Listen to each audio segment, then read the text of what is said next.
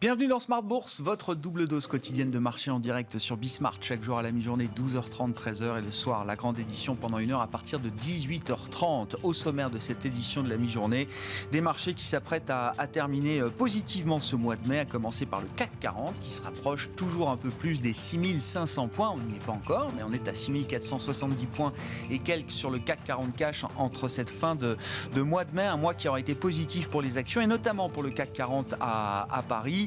Malgré, il faut le noter, sur le front macro, une déception sur le chiffre révisé de la croissance française pour le premier trimestre. Une révision d'ailleurs assez importante, souligne l'INSEE, puisqu'on était à plus 0,4% pour la croissance française au T1 en première lecture.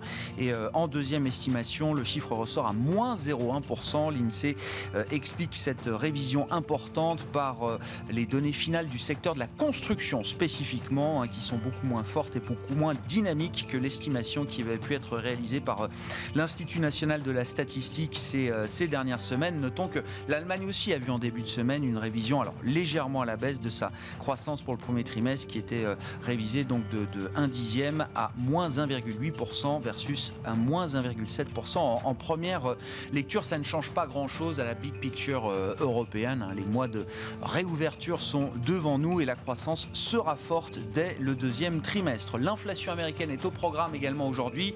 Un chiffre d'inflation important puisque c'est l'indicateur privilégié par la Réserve fédérale américaine, le PCE, l'indice des prix des dépenses de consommation des ménages, qui est un peu différent du CPI américain, l'indice des prix à la consommation. Le PCE sera publié à 14h30 tout à l'heure. On aura également un peu plus d'éclaircissement, de visibilité peut-être aussi sur la manière dont les ménages arbitrent leur budget aujourd'hui, entre les dépenses des ménages du mois d'avril qui seront publiées et puis les revenus des ménages. On pourra mesurer ainsi le niveau d'épargne que les ménages consentent aujourd'hui dans cette phase de réouverture de l'économie américaine. Tous ces chiffres sont publiés à 14h30 tout à l'heure. Et puis, je vous parlais du CAC effectivement en introduction.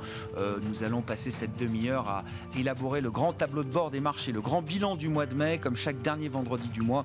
Ce sont Bertrand Lamiel, directeur général de Portzamparc par Gestion, et Jean-François Bay, directeur général de Cantalis, qui seront avec nous jusqu'à 13h.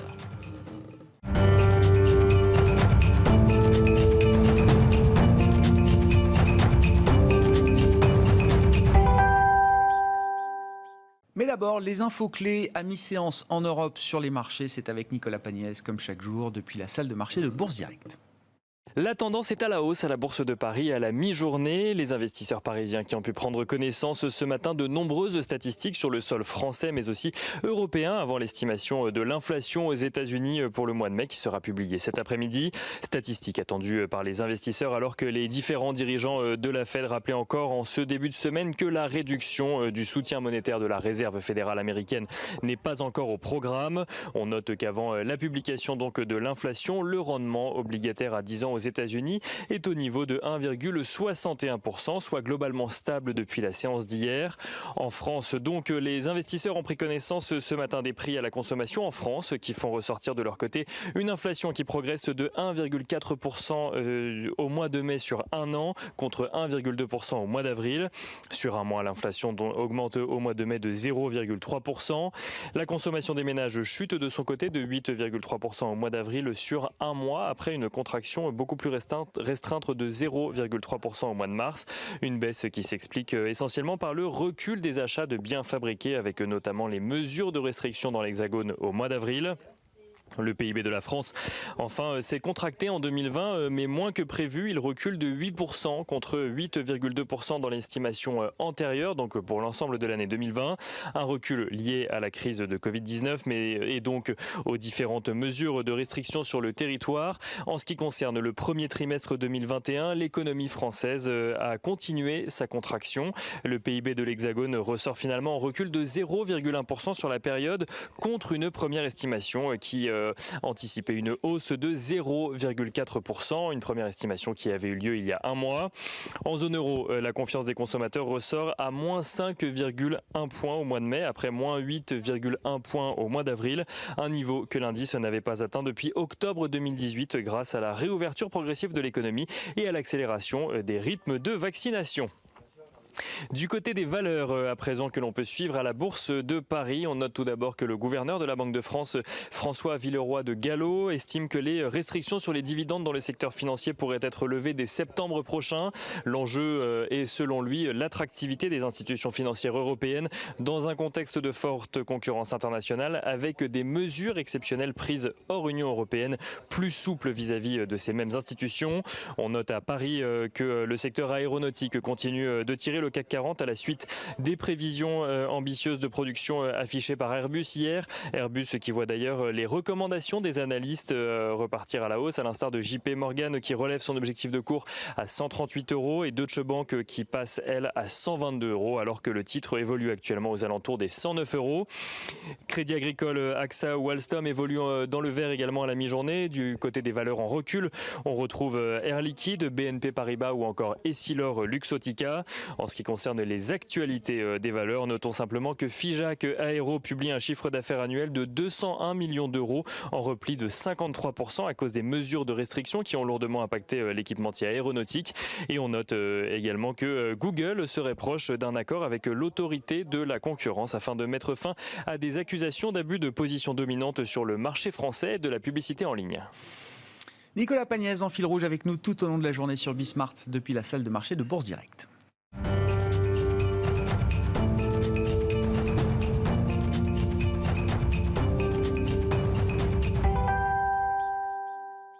Le dernier vendredi du mois dans Smart Bourse à la mi-journée, c'est le grand tableau de bord des marchés, le bilan du mois de mai avec Bertrand Lamiel en plateau, directeur général de Ports en Par Gestion. Bonjour et bienvenue Bertrand. Bonjour Grégoire. Et Jean-François Bay qui nous accompagne également pour ce rendez-vous chaque fin de mois, le directeur général de Cantalis. Bonjour Jean-François. Bonjour Grégoire.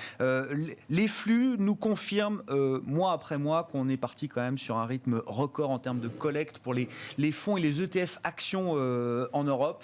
Le mois de mai est encore un mois très important. C'est-à-dire en moins de 5 mois, on est déjà très largement au-delà des moyennes annuelles en termes de collecte actions qu'on a pu observer au cours des dernières années. Oui, c'est ça. En moyenne, on est à 40 milliards de collecte sur les fonds actions sur les 10 dernières années. On est déjà à 135 milliards sur la collecte sur les fonds actions en 2021. Voilà, on est sur un rythme de collecte qui a déjà dépassé ce qu'on a vécu en 2020. Qui va dépasser, donc si on multiplie par 3, qui fera 3 fois en fait. Donc on est parti sur environ 400 milliards de collecte si le rythme se poursuit, ce qui est assez affolant. Je pense que tout se passe sur les actions. Les investisseurs ont laissé un petit peu tomber le cash, les taux, les placements obligataires, liés justement aux craintes sur la hausse des taux potentiels. Donc tous les produits qui peuvent potentiellement embarquer un peu de taux sont aujourd'hui mis de côté. Et même sur les actions, j'allais dire, on retrouve un peu cette rotation thématique. C'est-à-dire qu'on a sur le mois de mai des investisseurs qui ont été plutôt attentistes, ils n'ont pas fait grand-chose sur le mois de mai par rapport à ce qu'on avait connu depuis le mois de novembre. On était sur l'ordre de 30-40 milliards de collecte à partir du mois de novembre. Dès qu'on a trouvé le vaccin, et puis là ça s'est calmé, c'est 2, 3, 4 milliards de collecte sur le mois de mai, donc ça reste assez faible.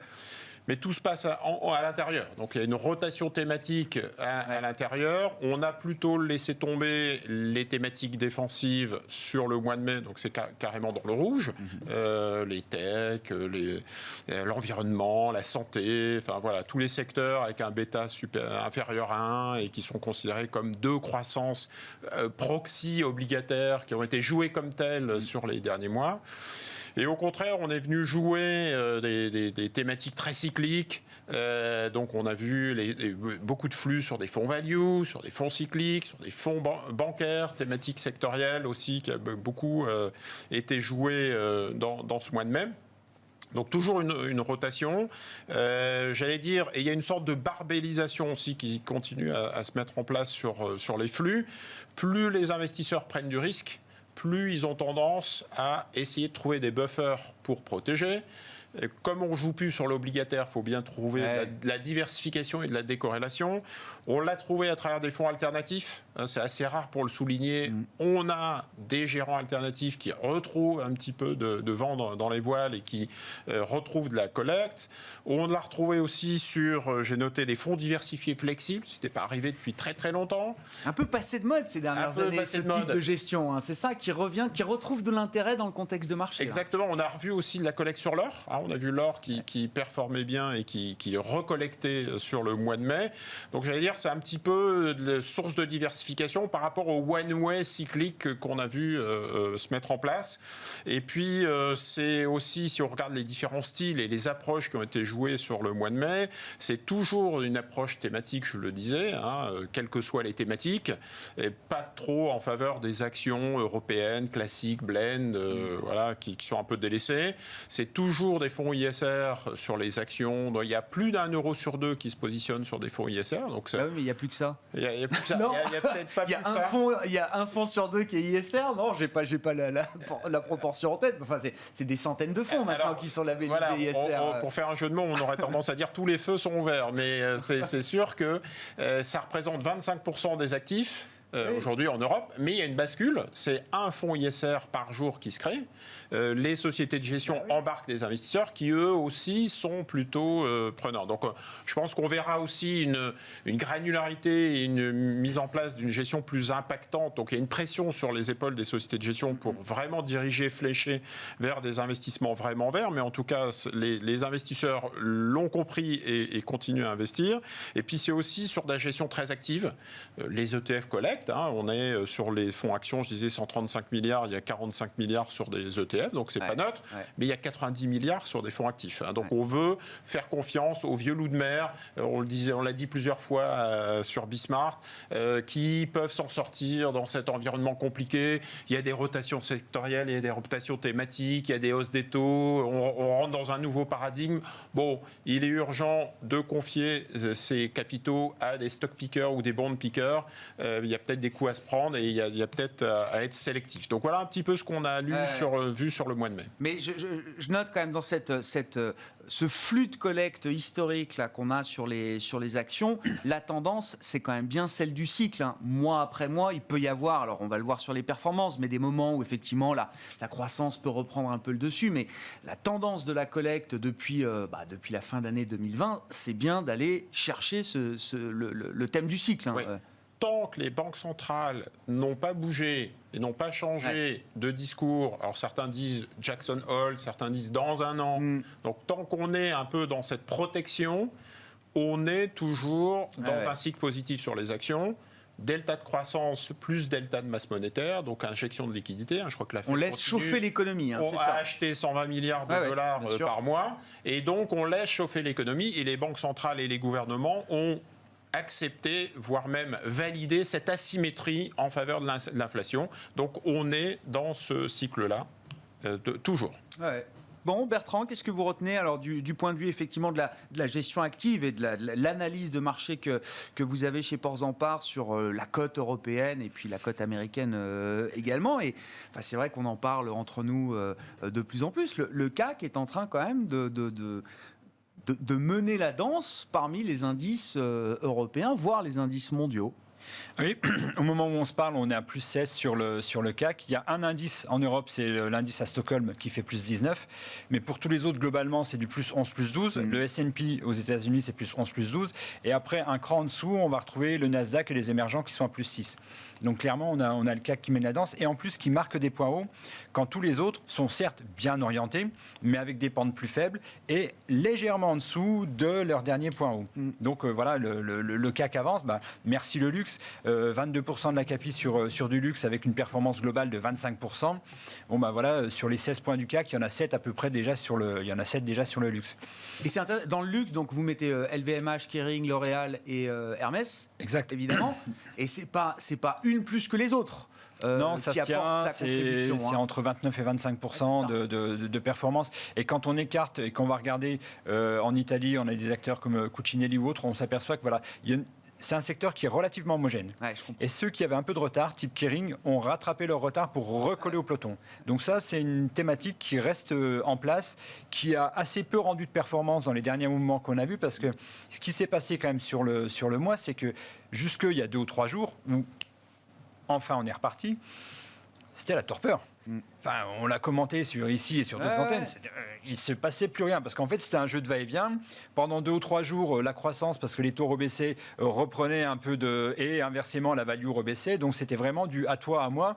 Et globalement, ça ne bougeait pas. Là, avec la nouvelle, notamment d'hier, donc sur l'aéro avec Airbus, donc qui avance son plan de production de 2 ans, c'est une bonne nouvelle. Et on voit qu'il nous faut ça parce que jusqu'à présent, on était quand même dans l'idée de se dire.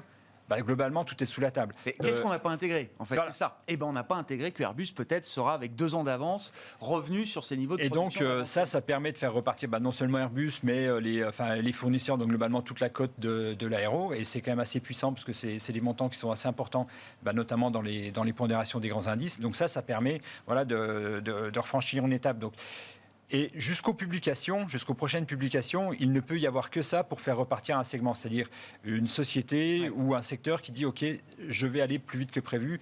Il y a probablement encore des couches de prudence ou de pessimisme qui pourraient sauter. Airbus, ça fait partie des titres qui sont encore 20-25% en dessous de leur niveau pré-Covid, qui étaient des niveaux records. Airbus était au plus haut historique à près de 140 € avant le choc Covid.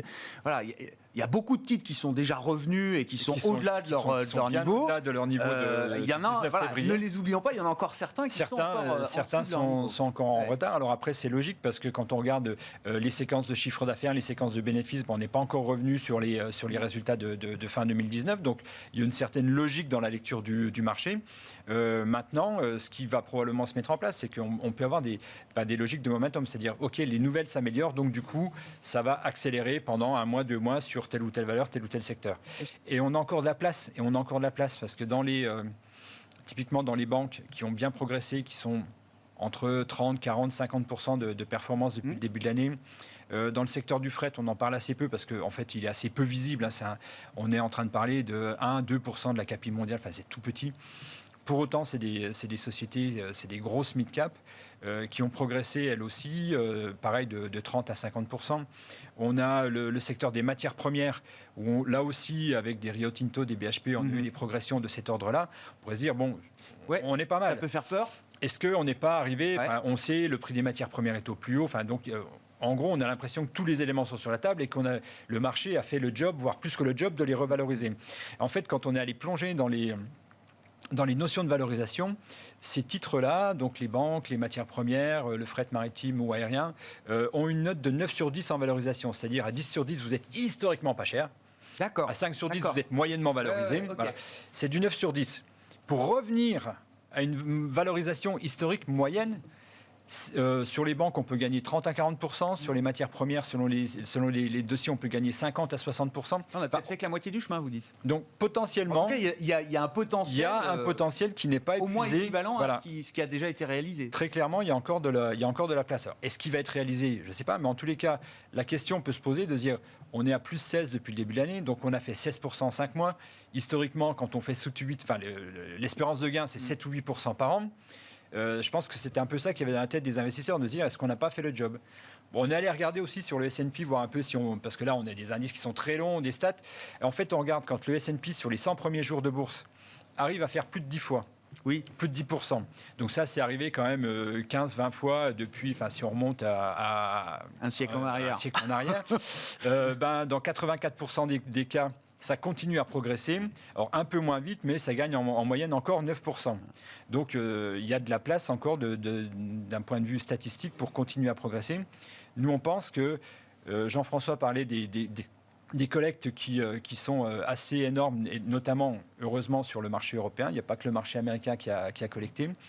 Il y a un segment qui est oublié, nous on est en plein dedans, c'est les mid et les small cap. Ouais. C'est la première fois historiquement que dans un marché de retournement, dans un marché boule, puisqu'on a eu un marché bear, un flash marché bear l'an dernier, depuis ça repart, c'est la première fois historiquement qu'on ne voit pas les indices mid et small cap devant les indices de grande cap. Et comment vous l'expliquez, Bertrand ? C'est votre spécialité ? Probablement, voilà, c'est ça. Je pense qu'il y a un désaveu, voire ça a même décollecté dernièrement sur les grands acteurs qui sont sur ce segment. Il y a un appétit pour le risque qui n'est pas encore complètement revenu. Parce qu'en termes de valorisation... En termes de gradation, oui, effectivement, on n'est pas encore au maximum de la prise de risque. Il y a une poche d'inefficience qui reste encore, c'est là, parce qu'en termes de valorisation, on est en dessous des valos historiques. En termes de perspectives, on a des perspectives de croissance qui sont plus fortes que sur le segment des larges et des larges capis. Et pour l'instant, les investisseurs ne sont pas encore allés défricher ce segment de la cote. Et pourtant, elle est très large en Europe. On en parlait ensemble tout à l'heure. Il y a des tissus de PME, ETI, donc en France évidemment, l'Italie, l'Allemagne, les Nordiques sont bourrés de valeurs small et mid cap qui ont des perspectives fortes. N'oublions pas que dans le plan de relance européen, une partie, plus de la moitié du plan de relance est quand même fléchée vers les PME, ETI. Et le fait qu'on garde des taux très bas sur des dossiers aussi qui sont souvent industriels et cycliques, ça leur permet de pouvoir faire de s'endetter, d'aller faire des acquisitions. Et ça, on le voit aussi. Il y a des IPO qui se préparent, on en parle beaucoup. Ce qu'on voit un peu moins, parce qu'il faut aller regarder un peu plus bas sous la cote, c'est qu'on commence à voir des sociétés qui vont racheter d'autres sociétés qui sont un peu moins bien en point. Donc ça, on le voit partout et qui... pour certaines, franchissent l'Atlantique. Mais ce serait cohérent, effectivement, qu'une fois que le marché a travaillé les large caps, qu'on a saisi toutes les opportunités possibles sur les large caps, regarde un petit peu en dessous en termes de taille de capitalisation.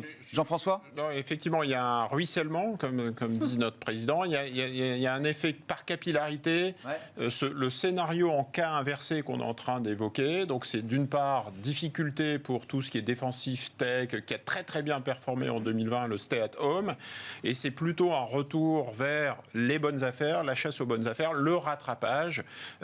Donc les banques, le tourisme, voilà, on repart sur une recovery. Et donc petit à petit, on commence par cette approche value bancaire, un peu grande valeur, pour petit à petit, en fait, aller toucher des segments de plus petite valeur, mid cap ou small cap, où on va trouver des maisons du monde, Trigano, JL Event, etc., qui sont aussi dans la consommation et dans le tourisme. Il n'y a pas que Airbus ou mais on n'est pas au bout du cycle des marchés, quoi. C'est vrai que quand on voit les indices un peu plafonnés sur les niveaux actuels au mois de mai, on se dit tiens, est-ce qu'on n'a pas tout acheté ? Non, le cycle des marchés, il a encore de l'avenir devant lui. Oui, et d'ailleurs, et ce qu'on constate aussi en même temps, c'est que les investisseurs gardent le livret A, gardent une collecte positive sur le cash. Je disais tout à l'heure les fonds alternatifs ou l'or, où il y a une espèce de granularité qui se positionne sur des actifs de plus en plus risqués, parce qu'il faut aller faire la chasse aux bonnes affaires et toutes les sociétés ne sont pas décotées à 40%. Et d'un autre côté, de se dire, ouais, mais si je commence à remettre des bancaires européennes ou du cyclique, je veux quand même être protégé de l'autre côté. Trouver une source de diversification. Plus je prends de risque d'un côté, plus j'ai besoin quand même d'être couvert de l'autre. Dans un environnement où je ne peux pas investir sur le taux 10 ans, où je ne peux plus investir puisqu'on m'explique que les banques centrales vont peut-être bouger d'ici l'été. Et donc c'est intéressant comme période de pouvoir justement suivre ces mouvements de diversification. Il y a un facteur intéressant aussi, Bertrand, là, que vous mettez en avant. Alors, on rentre un peu dans les techniques de la gestion, mais il y a des effets calendaires, il y a des effets de base aussi dans la gestion. Et pour des fonds systématiques, vous dites, on arrive à un moment où il va falloir que certains, sans doute, rebalancent leur portefeuille au regard des performances qu'on a pu avoir là sur 6 mois glissants, 12 mois glissants maintenant. Et c'est vrai que comme on a passé le creux de mars 2020, les effets de base se décalent maintenant. Oui, exactement. Et donc pour des fonds quant systématiques, surtout notamment orientés sur le momentum, donc qui à des fréquences trimestrielles ou semestrielles vont rebalancer les portefeuilles et qui vont regarder entre autres les performances 1 mois, 3 mois, 6 mois, 1 an. Et là, on va retrouver encore les banques, les matières premières, qui sur tous les horizons ont fait des performances bien meilleures que les autres. Et donc on va avoir un phénomène procyclique qui va consister à sortir des dossiers, Jean-François l'a cité par exemple dans la santé ou dans la tech, au profit de dossiers qui en ce moment ont le feu sacré sur des horizons court, moyen et long terme. Et donc on a potentiellement ça encore en face de nous. C'est pas complètement terminé. Et avec de la dissémination à l'intérieur des secteurs, on parlait des secteurs de la tech. Typiquement, une Amazon a sorti des résultats qui sont exceptionnels, avec encore un potentiel très fort, viendra chez la MGM. Donc on voit que les projets, c'est pas fini, ça fourmille, et ils ont les poches pleines, ils vont pouvoir le faire. Bon, on est à 0 à peu près depuis le début de l'année. Depuis l'été dernier, ça fait plus rien Amazon. Alors qu'une Google ou une Snap, enfin des dossiers, ou une Facebook, donc qui, eux, ont capté le marché de la publicité et donc repartent avec la cyclicité de la publicité, se comportent très bien. Ils sont plutôt aux alentours de 20%. Donc il y a aussi de la divergence qui est en train de se faire, et donc une lecture plus fine, moins monolithique que ce qui n'était le cas de l'année 2020. Bon. Mais quand vous regardez les forces et les faiblesses du marché, oui, enfin quand même le thème du rattrapage cyclique, ça reste pour vous le cap qu'il faut se fixer pour les mois à venir. Oui, c'est indéniable on l'a vu encore avec l'aéro hier, c'est-à-dire que voilà, le mois de mai a été un mois un peu plus hésitant, c'est pour ça que je pose à nouveau cette question. En même temps, il faut comprendre ces sociétés qui sont par définition très cycliques, qui ont vécu l'enfer sur 2020 avec des chiffres d'affaires qui ont baissé de manière très forte, qui se posent des questions sur, par exemple en France, c'est le PGE, je rembourse pas, et qui, les carnets de commandes sont en train de se regarnir, très bien, mais bon, encore maintenant il va falloir fournir, donc il y a quand même encore pas mal de questions sur la tenabilité, la durabilité de ce mouvement-là. Mais je pense qu'au fur et à mesure que ça va se réouvrir, on va voir tout ça repartir de l'avant. Il faudra garder quand même un point d'attention sur la capacité des sociétés à avoir ce fameux pricing power, c'est-à-dire que ces boîtes cycliques qui repartent, c'est très bien. Maintenant, les matières premières sont plus haut, donc il faudra voir aussi dans quelle mesure elles vont être capables de faire passer dans les prix l'ajustement qu'elles ont subi sur les charges. On revient sur le cas d'investissement du luxe, qui est toujours un secteur cher en bourse, et je ne crois pas que ça ait changé de ce point de vue-là, mais l'avantage du secteur dans cette phase économique, c'est que oui, il y a un secteur qui a du pricing power, c'est celui-là. Voilà, là il y a du pricing power. Effectivement, en termes de valorisation, on est cher, on est plutôt à 2 sur 10, mais les perspectives sont très fortes, on est à 9 sur 10, donc ça on ne les a jamais vues aussi fortes. Et autre avantage, en parlant de bufferisation, c'est parmi les secteurs les moins volatiles à l'intérieur du CAC 40. Donc ça apporte aussi, ça permet de compenser, parce que quand on va faire des banques à des matières premières, c'est un peu chaud quand même. Je termine avec vous, Jean-François, parce que je regardais quand même dans les documents là, que vous nous apportez chaque mois. Vous dites la gestion active. Le premier collecteur quand même depuis le début de l'année en Europe, c'est BlackRock. C'est BlackRock, iShares. C'est les deux en fait. Oui, BlackRock, oui, pour moi c'est iShares, quoi. Enfin, c'est BlackRock gestion passive, quoi. Alors gestion passive et gestion active. D'accord. Il faut regarder les deux, mais c'est vrai que vous avez raison d'insister sur le fait qu'il y a BlackRock et les autres. Sur l'Europe, c'est 25% de la collecte sur un seul acteur, 25% des fonds. Donc si vous prenez le top 100 des fonds actions, BlackRock en met 25, il y a 25 fonds dans le top 100. Donc dans les charts, c'est le groupe de rock qui met qui est en place partout, qui cartonne. C'est même entre guillemets un peu inquiétant, c'est-à-dire que 33 milliards de collecte, c'est le deuxième c'est Allianz à 9 milliards. C'est ça, voilà. Donc, il y a 20 milliards d'écart entre BlackRock et Allianz en termes de collecte. Donc c'est monstrueux, pour faire un jeu de mots, on dirait c'est le trou noir, donc ça capte. Ce qui était big avant devient bigger aujourd'hui. Il y a toujours une concentration des actifs et des sociétés de gestion. Donc il y a une course à la taille qui est en faveur de ces grands mastodontes. Les régionaux de l'étape collectent quand même, parce qu'en Europe, il y a des fonds, je le disais, thématiques ISR. Donc on arrive à avoir du Nordea, du Groupama et autres structures européennes, mais on est loin derrière. Là où BlackRock, c'est 30, l'européen, c'est 3. Et je ne vous parle pas des locaux. Donc les fonds de droit français, c'est 10 fois moins encore, donc c'est genre 300 millions d'euros pour une belle collecte sur un acteur local français. Non, mais impressionnant quand même le poids de BlackRock. C'est seul en tête. J'avais pas en tête cet écart qui se creuse là encore un peu plus entre BlackRock et le reste du monde, comme vous dites. Bon, merci beaucoup messieurs, merci pour tous ces éléments d'analyse qui nous permettent d'avoir chaque fin de mois avec vous un tableau de bord complet de l'actualité de marché, les performances, les flux et puis les enjeux industriels également, avec Bertrand Lamiel, directeur général de Ports en Par Gestion, et Jean-François Bay, directeur général de Cantalis, avec nous chaque dernier vendredi du mois dans Smart Bourse. On se retrouve ce soir à 18h30 en direct sur Bismart.